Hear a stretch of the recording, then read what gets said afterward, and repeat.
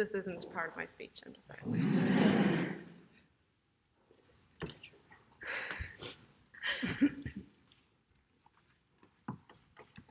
So, when I first heard what side of the motion I was speaking on tonight, I will admit, I panicked a bit. Because we're fucked, right? The seas, the rents, the political tension, they're all rising. The likelihood of owning a home, of living a life free from the effects of climate change and impending global catastrophe, that's falling. The future has rarely looked so uncertain, and upon first glance, the idea of looking forward to it seems naive at best. I think the first idea I had for an argument that I could make was something along the lines of the future as a concept exists. By definition, the future can only be seen by looking forward. Therefore, there is a future to look forward to. Did you guys know I did a year of philosophy? So before anyone says anything, I am aware that this is a pretty terrible argument. So I panicked some more.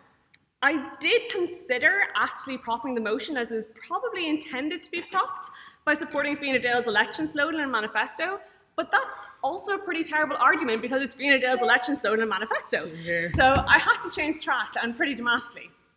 Standing in a building that has hosted some of the most brilliant thinkers, writers, and orators, I'm reminded of one of my favourite quotes.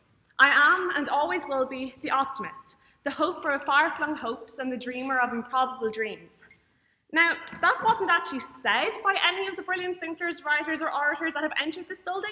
Fans of Doctor Who will have recognised it from Season 6, Episode 6, The Almost People. It was uttered by the Doctor himself, who actually turned out not to be the Doctor himself, but a doppelganger made from a living material known as the flesh, and I'm actually not going to go into that because Doctor Who is complicated and I only have 7 minutes. So essentially, even though the quote comes from an imitation of a made-up character in a science fiction TV show, the sentiment behind it resonates with me and is relevant to the debate we're having tonight. Because it's easy to look at the world as it is and think that it's only going to get worse in the years to come. It's easy to lose hope, but I, for one, believe that we can work together to make the world a better place in the future. And this belief is central to ensuring that that happens. As I've mentioned, the world right now is admittedly a bit of a shit show. There are undeniably numerous problems in society, both in Ireland and abroad. But for us to work towards overcoming these problems, 2 things must happen. First, we must recognise that these problems exist. We've come a long way in that regard. The rise of climate awareness, for example, as shown by the inclusion of climate policies in the manifestos of most political parties in the upcoming election, is illustrative of this. While the policies proposed by the different parties are not fully adequate, and I'm fully prepared to admit that they're not, they do illustrate that there's an increased awareness of the problems that we face. The second step towards solving the problems that we face is believing that we are capable of solving them.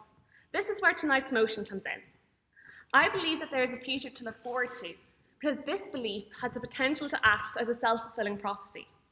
Now, don't worry, I'm not saying that everything will turn out fine if we just believe it will.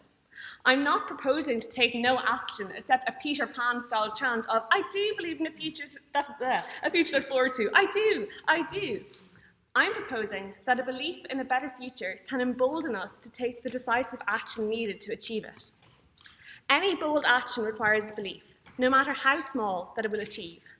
We need to make radical changes to improve our world and to create a future to look forward to. But these changes will not be made, no thank you, if we do not believe that this brighter future is out there.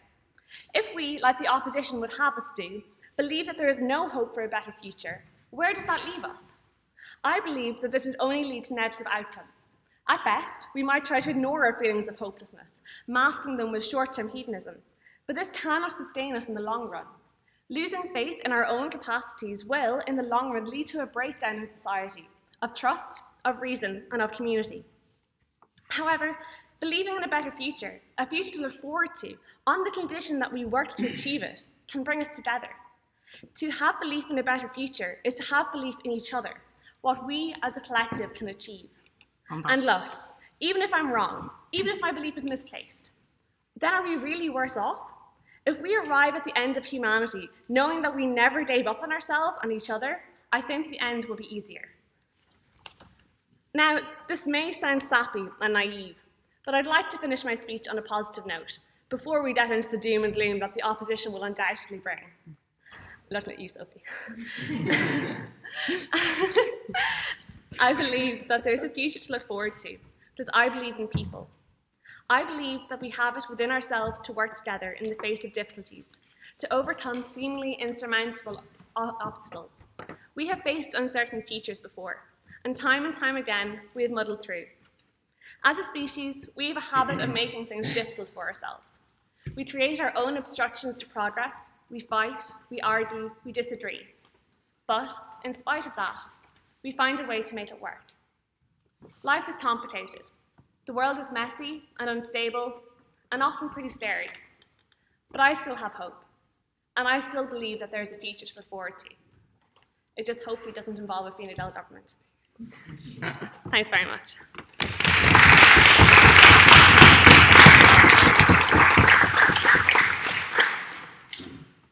So I should like to call now on Olivia Brady.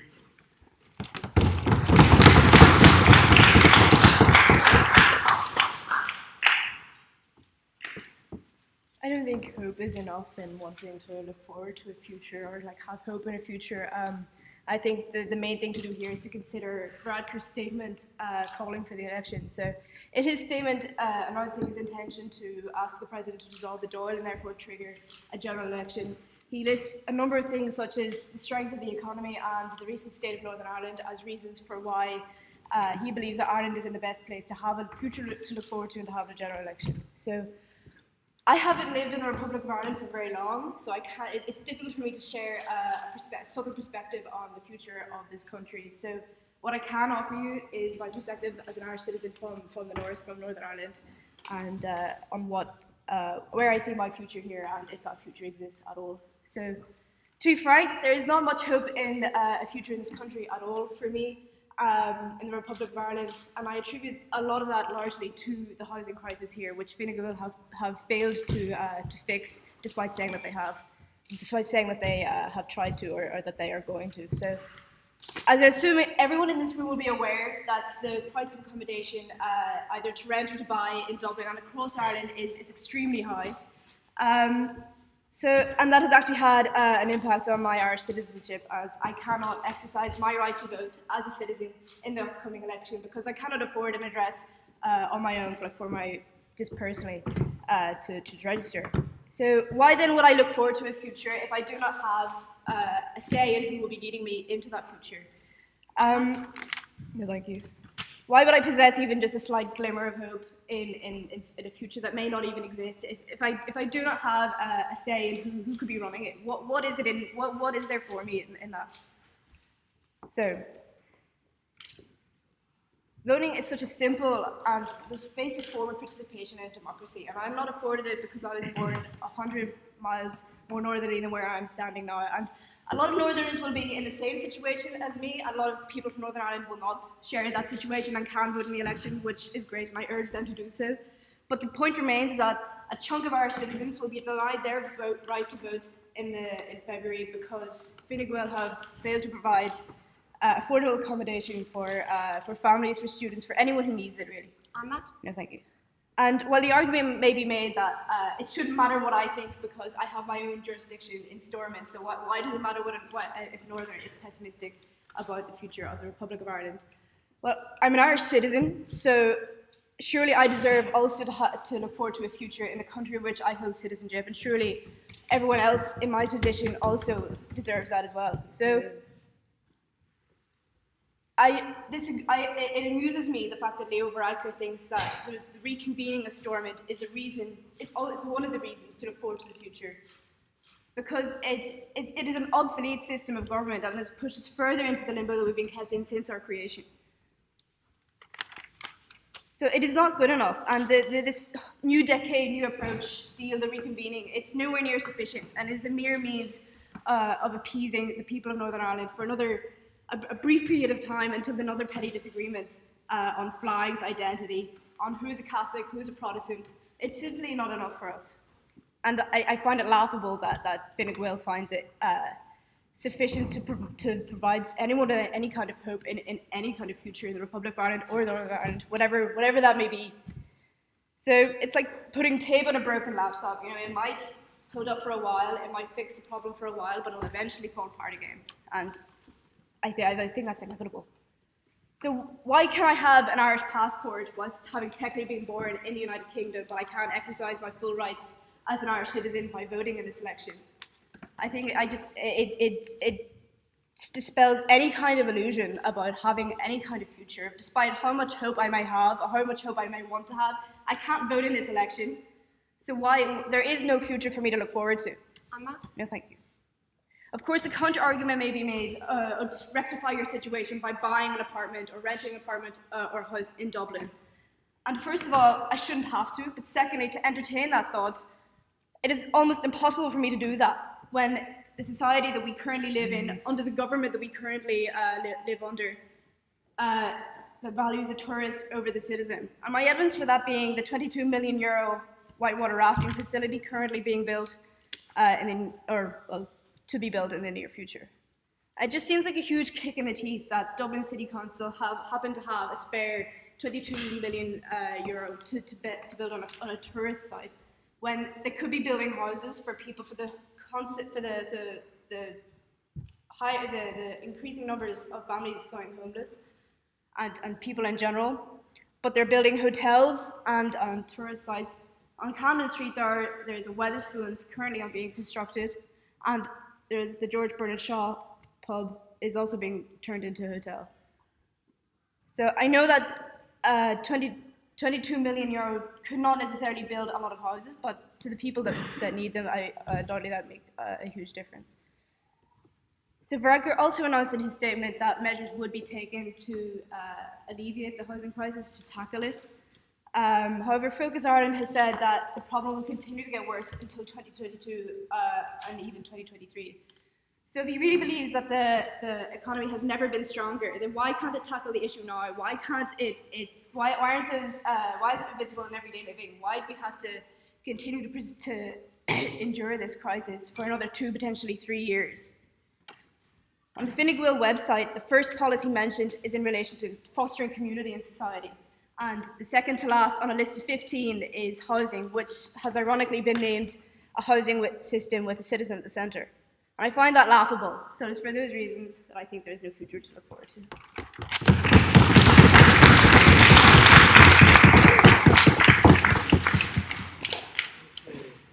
Thank you to the speaker for their fine speech. And now I'd like to call upon Joe O'Reilly to continue the case now for the proposition.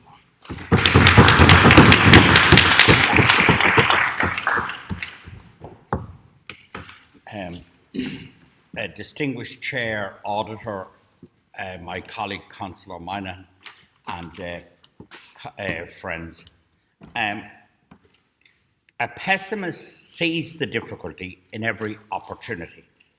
An optimist sees the opportunity in every difficulty. I belong to the latter and have not yet succumbed to the destructive cynicism that can go with age.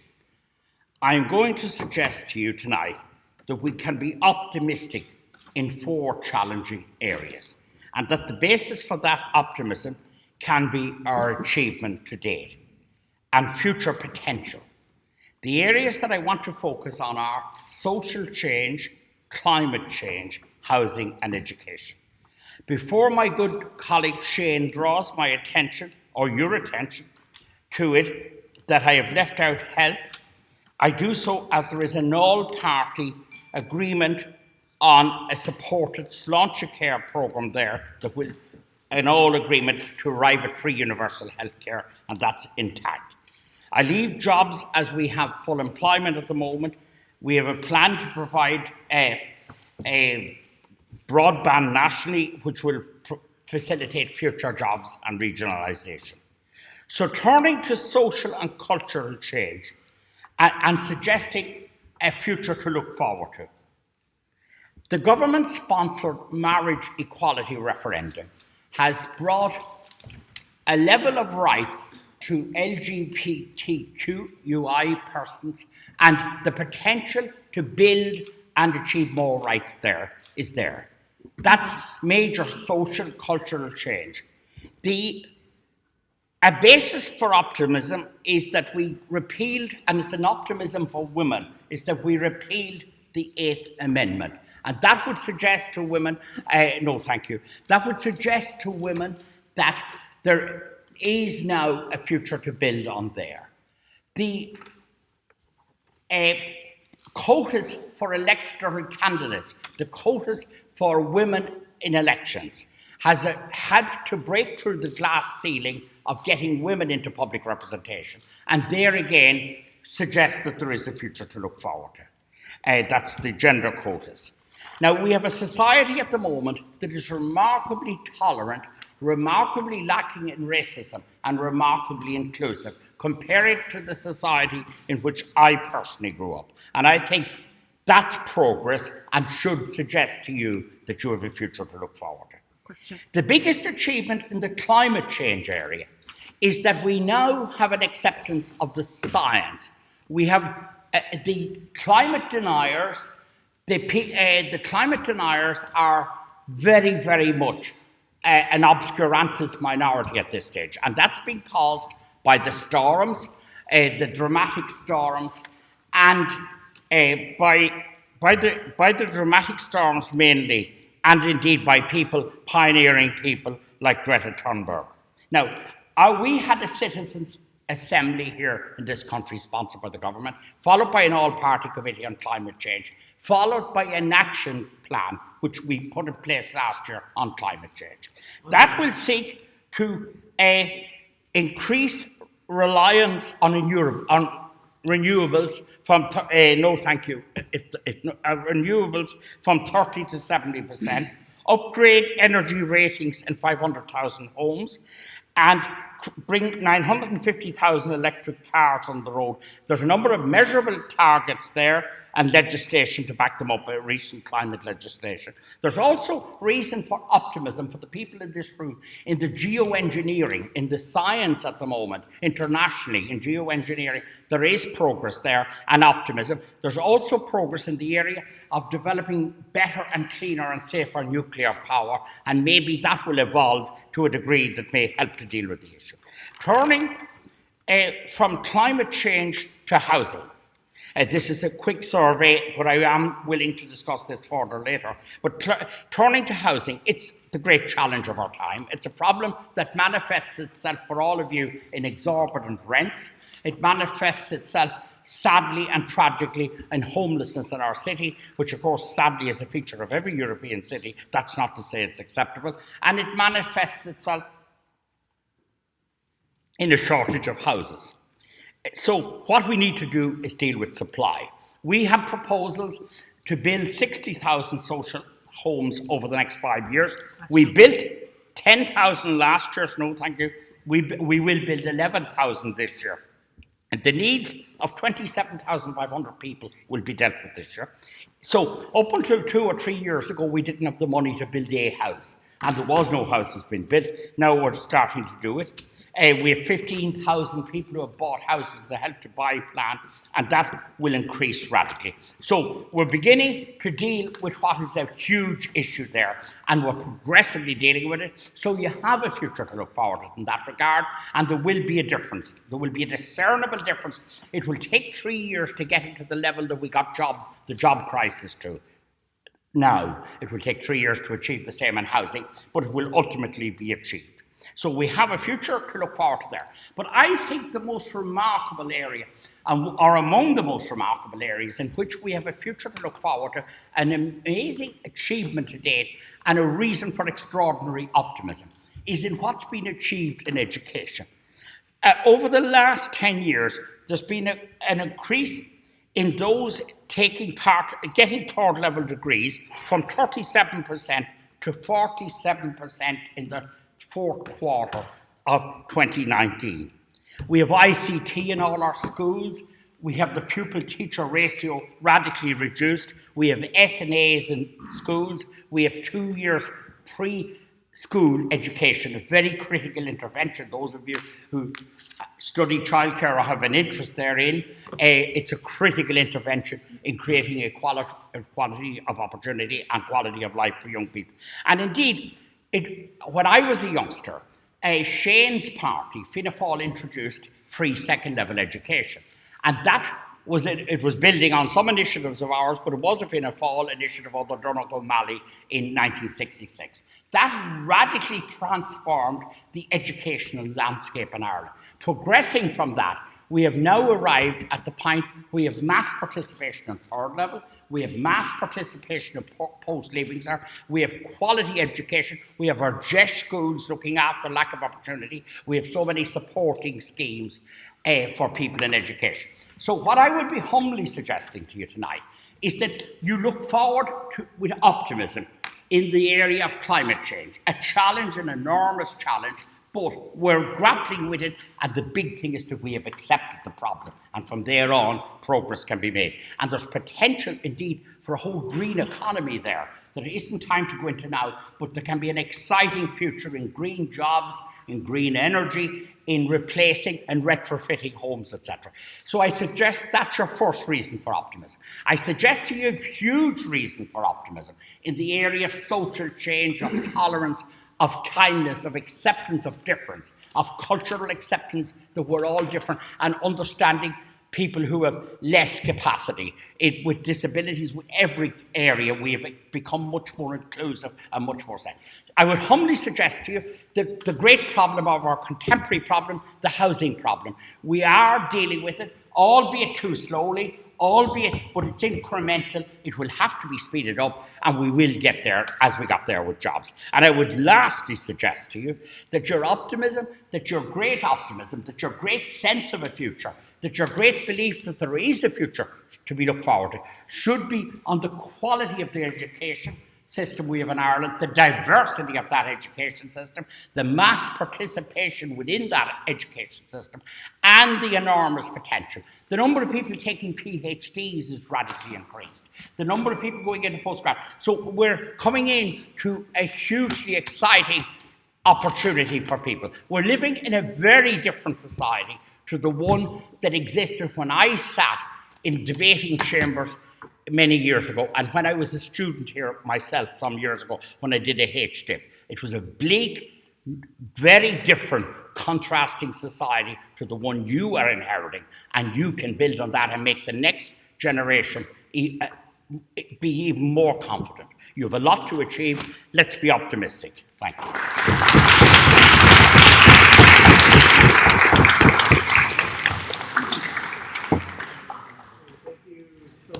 Senator, for those interesting points. And so now we'd like to call upon Shane Moynihan to continue with the case for the opposition.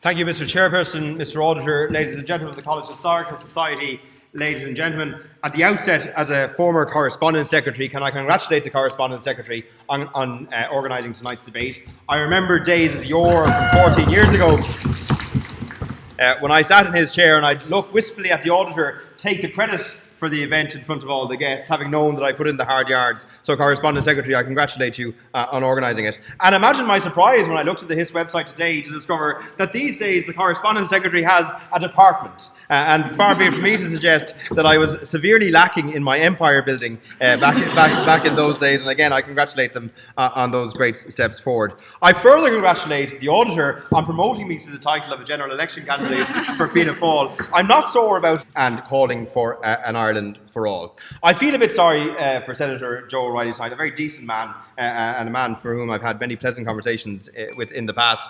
Because I remember a time 14 years ago when to be a Fianna Fáiler in the Hist was neither popular nor politically profitable. So I empathise entirely with him tonight as being the scapegoat in the onslaught of a lot of the criticism that's coming his way today. And I was going to remove my tie in an effort to be down and hip and groovy and all those sort of things with the kids. But had I done that, you would have spotted that I'm indeed wearing a blue shirt. And far be it from me to suggest that this is a clumsy attempt on my part to transcend Civil War politics, but I can assure you it is only a wardrobe malfunction.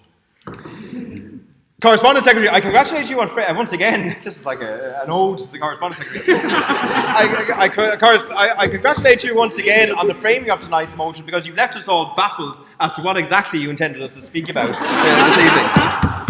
evening. From the fatalistic naysayers here in the opposition to the over-enthusiastic hippie, over-optimists on the proposition, we're not really sure what side of the argument we should lie on. I can take it, though, that I think your intention by pitting myself against the good senator on either side of the debate is that we are here to debate Fine Gael's election slogan. And more importantly, we are here to debate the last almost decade of Fine Gael in government in this country, and if they are left to proceed in government, what that will mean for the future of our nation. First of all, I speak to you as a member of Fianna Fáil, a party that does believe in an Ireland for all, but I speak to you, I hope, as a member of a humbler Fianna Fáil compared to what we saw 10 years ago. I hope I speak to you as a member of a party that has learned from mistakes it made in the past, that has an awful lot more learning to do. And I also speak to you as a generation of new representatives inside that party that are attempting to transform it going forward. The other thing I would say that we take this debate, and we have this debate, in a climate in our country and in the world where it's easy to beat up on politicians. Social media and access to communications has made it easier than ever before to personalise our arguments, to play the person, not the ball. And with that, we feed a general level of apathy and a certain level of expectation around the politics that we need to be very clear about as well. And it is with that backdrop and in that context that I make my remarks this evening. So I always compliment all the speakers on the respectful tone of tonight's debate so far, and long may it continue in terms of the discussion that we have to have as a society. But that being said, we do need to discuss the situation that we are in at the moment as the crossroads our country faces. The future that Fine Gael would want us to look forward to is a future where the market has free rein. For many, many years, citizens of this country were warned of the dangers of single-party Fianna Fáil government. If anything else, we've learned from the 3 years that have just passed what happens when we have a Fine Gael single-party government, where the market is king, where public services are seen as complementary to what the market can provide, and the state's role is minimalist at best and is altruistic at worst. A party that likes to tell the world about how well it's governing Ireland without actually governing the country whatsoever. I was struck by Senator Riley taking credit for the government holding referendums on marriage equality and the repeal of the 8th Amendment. Let me be very clear, it was the people of Ireland that implemented those changes through a referendum. The government was responding to those popular opinions, so I think it is a bit much for the government to take credit for allowing and enabling social change, when, as I both know, both my party and Senator Riley's party would have been held up for obstructing social change in the early years of the state. I want to speak to you about 3 main planks of my argument this evening, of why Fine Gael's future is not the future to look forward to. 1, because provision hasn't been made for the public services that we rely on. 2, because they haven't put the foundations in place for a future that we can actually look forward to. And 3, on the dimensions that they won the 2011 election on, competence, prudence, and humility, they have failed on all 3. And above all else, the argument I want you to take away from this evening is that the errors of Fine Gael single-party government have shown us that there shouldn't be a single party in government, and that it is a good thing for coalitions to be put together. And the Fianna Fáil wants to lead a coalition that brings together people that are agreed around a philosophy of an Ireland for all, a social democratic approach to how we structure our economy, but also expressing an interest that there is a role for the state, but that does not necessarily crowd out the role of private interests as well. So let me take each of those 3 points in person, and if you let me get into the substance of my speech, I'll happily take a question in a few moments. On the first instance, on this question of public services that deliver for our society, on housing and health, the 2 clarion calls of this election that have been beaten again and again and again, we have seen failure from the government. This year alone, more money will go to private landlords through the payment of the housing assistance payment than will go into the building of social housing. That shows exactly where priorities lie. That the market is relied upon to deliver housing in this country and not necessarily the role of the state. Even when this country was on its uppers in the 30s, the 40s and the 50s, we could build housing that nurtured communities. Look at large estates like Cabra, Stoneybatter and so on. And you'll see exactly what a government could do when it's put a mind to it to pursue a social housing building programme. But more importantly, and a fact of the matter, that more generations than ever before do not have the prospect of owning their own home is a real reality for many young couples that we will be in a few years. Yes, please. Isn't it true that social housing was wound down under the Bertie Ahern-led Fianna Fáil government? There were more houses being built under Fianna Fáil government than there were under this government in the last 9 years. And whether or not, and if you want to also point attention to the fact that we have said and we continue to say that we would not obstruct local authorities building houses. Go and look at every local authority housing building programme in the state right now and you will see the red tape they have to face in building those down. So I reject the premise of that argument. I would also say on the point of health, Joe made the very good point that there is a Sláinte Care plan in place for a 10-year programme of transformation of the healthcare system. All the more shame that the Minister for Health wouldn't properly resource its implementation. All the more shame that the Minister for Health and previous Ministers for Health under the Fine Gael government have abolished the board of the HSE before they decided they weren't going to do away with it altogether, abolished the National Treatment Purchase Fund that actually removed the backlog of individuals off our waiting lists, and abolished any sort of competitive recruitment for nurses and doctors that we are now training to export to other countries around the world. So yes, Joe is entirely right. There is an agreed plan about Sláinte Care, but it's been there for a number of years and the government has shown no impotence whatsoever in delivering on it. And moreover, it's not sufficient to say that we've only had money for the last 2 years, because if I remember correctly, there were parliamentary colleagues of Joe going around the country in 2016 telling us that the recovery was here, that the good times are back again. The Taoiseach at the time, Enda Kenny, went on national television to tell us it wasn't our fault, that the IMF had left and that everything was going back to be the same again. But all of a sudden, hey presto, it turns out that that was an effort to pull the wool over our eyes then as well. And for me, the biggest piece, the biggest long-term thing that this government has failed to look at is a need to build a sustainable regional infrastructure around our country. The government's economic model at the moment is to build up Dublin and turn the rest of the country into a Disneyland for tourists. That's not sustainable. That's not sustainable for a city that needs to grow like Dublin, and it's not sustainable when we need to build up our regional cities like Cork, Limerick, Waterford as well. Thank you very much for that soul clapper. It's great to get that just from the side, and it's from Joe's side of the room as well.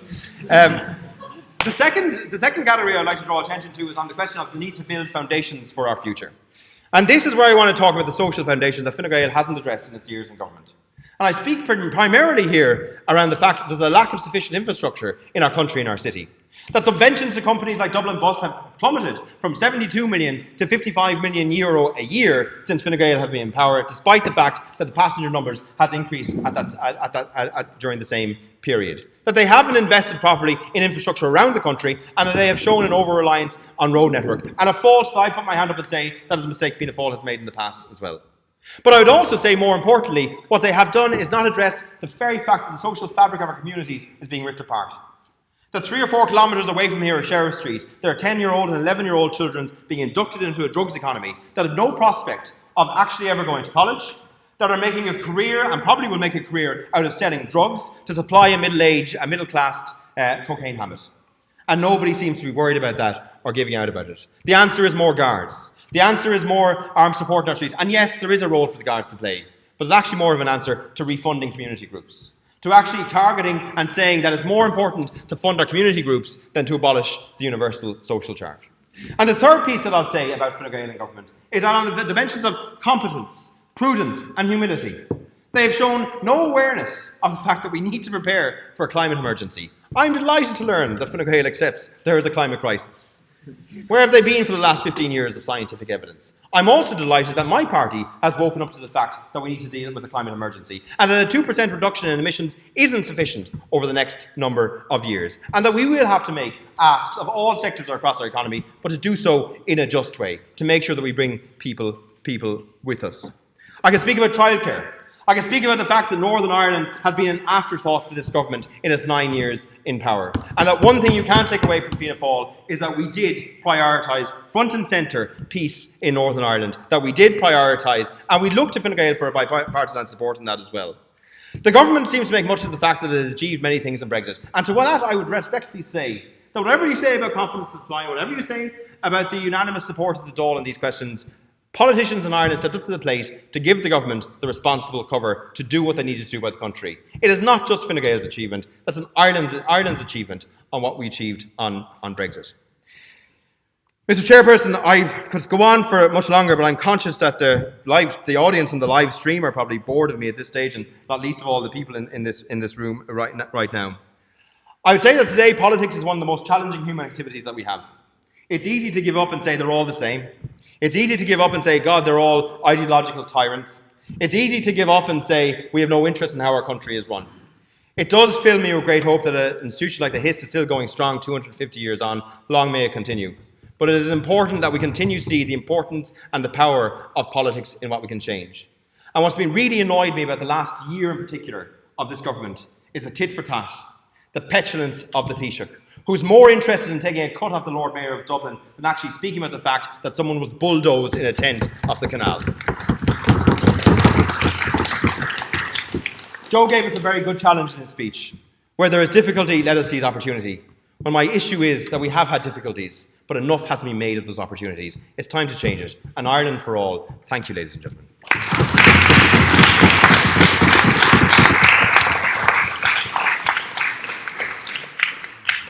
Okay, thank you, Shane, for those really interesting points from the electoral perspective. And let's call now on Mike Lovett to continue with the case for the proposition.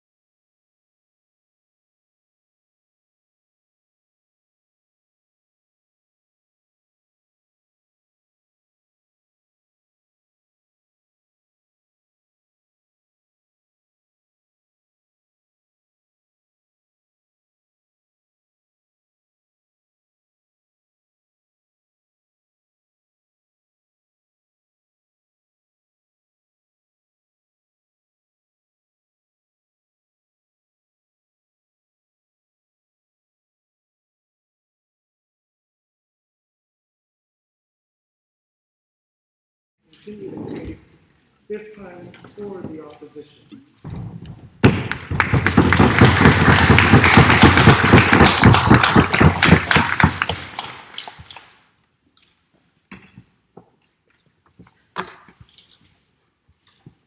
The last speaker in this debate quite, I think, correctly and astutely identifies that to just stand up here and give out about Fine Gael and Fianna Fáil and the speakers we've heard would not be very civil or productive. But I have never been civil and I'm not here to be productive, so let's have a chat. Look, despite being on the admittedly incredibly pessimistic side of this motion, I really don't think that I have always, generally been particularly pessimistic about politics. I campaigned, incredibly, hard and with a lot of hours for yes equality and then repeal, which I know that this has been noted, but I will reiterate, was done by activists on the ground and then co-opted by centre parties in order to diminish that it got politically favourable. Neither Fine Gael nor Fianna Fáil cared about gay rights nor rights for women until the moment that they knew that their electorate did. But yeah, I did that, and then, I campaigned and stuff, and go me. And my optimism, for a while, or my pessimism for a while was proven wrong. We celebrated so hard and it was so excellent after both these votes. I genuinely believed in the new Ireland that we were all talking about then, about the new left. And it feels so naive now. But I genuinely thought that by now we'd all be we'd have torn down all of our borders and be standing around, holding hands, being able to afford houses and stuff.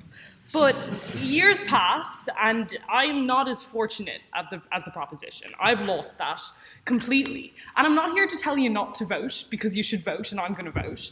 But, I wake up every single day feeling just incomprehensibly pessimistic about the state of Ireland. And not just pessimistic, but disillusioned and powerless. I could never possibly do anything. And look, honestly, no thank you. Even if I wasn't working through college to afford the free fees that I need to pay to go here, and even if I wasn't too exhausted when I get home to canvass or to tell everybody to vote Green, I just I don't know what I do. I don't know who I'd canvass for. Would I canvass for people before profit, who, despite sharing a lot of policy opinions with myself, have seemingly no desire to get into government and seemingly just want to stand up, no thank you, and say that the establishment don't like them and that's enough? Or would I campaign for the Greens, who want to implement an insanely regressive carbon tax that exclusively pretty much affects the poor people who do not control what carbon how much carbon they consume? Or do I vote for Labour? Do I canvass for Labour, who have we all forgotten?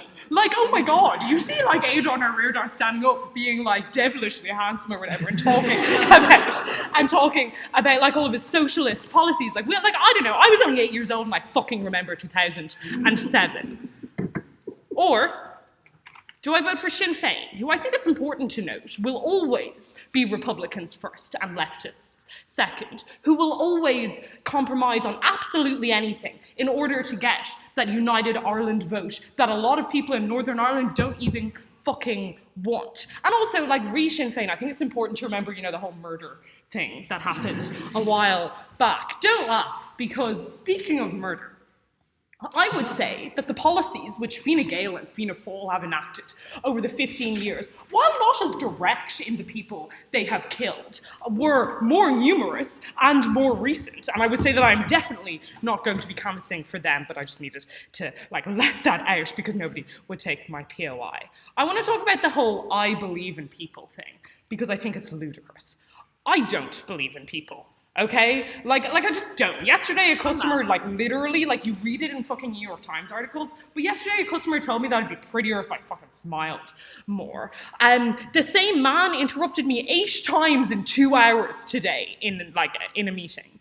But more than, the individual horrible human beings who, not Luke, although usually, had I seen him more often, but more than, the individual horrible human beings who I interact with on the daily on the daily. I've seen the last 15 years, so I don't believe in people. I don't believe that in an electorate that flip-flop between what are essentially, like, come on guys, the same fucking political party, who have the same policies, who have nothing distinct apart from their opposition to each other. What I believe in people fundamentally misunderstands is that the housing crisis isn't an accident. We get all this stuff, okay, about supply from both sides, about how, oh, if we just built more houses and then all that poor people could buy them. Supply isn't the problem. If Fine Gael wanted to end the housing crisis, they could stand up tomorrow and they could do it. Where is the regulation around temporary accommodation like Airbnb? Where are the taxes on the vast amounts of unused properties which stand vacant while there are 10,000 homeless people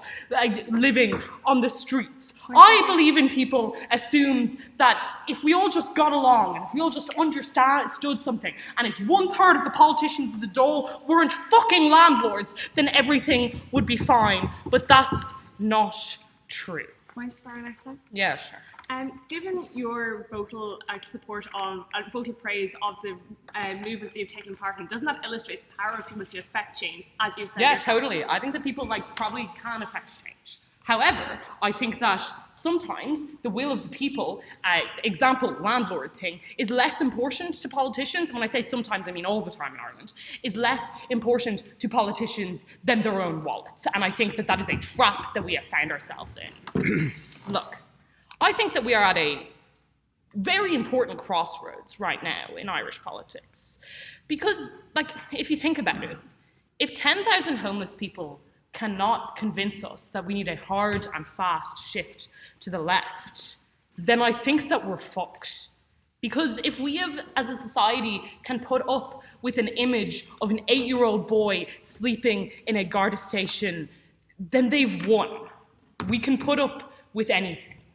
If that does not convince you, then I just don't know what will. Maybe there is a future to look forward to, but I've seen the election polls, and it doesn't look like it. Thanks.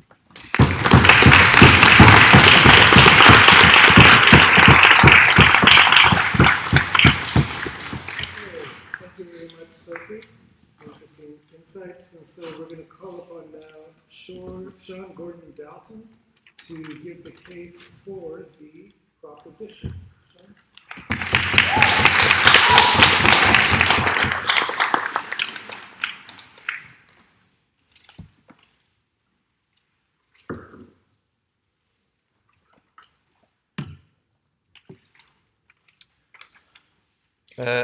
This being a debate about current affairs, I'd like to talk about currents for a quick second, because nobody has been able to tell me the difference between a raisin and a sultana.